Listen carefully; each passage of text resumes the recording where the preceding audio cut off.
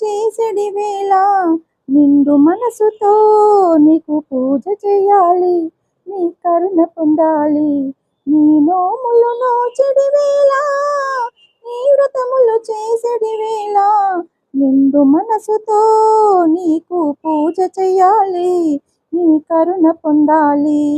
నిండు మనసుతో నీ పూజ చేయాలి, నీ కరుణ పొందాలి.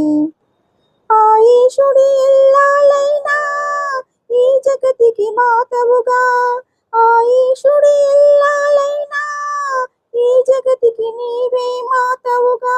పిడికెడంత గుండెలోన నీ పాదము నిలుపగా, పిడికెడంత మా గుండెలోన నీ పాదము నిలుపగా, కనిపించే నీ రూపం కోటి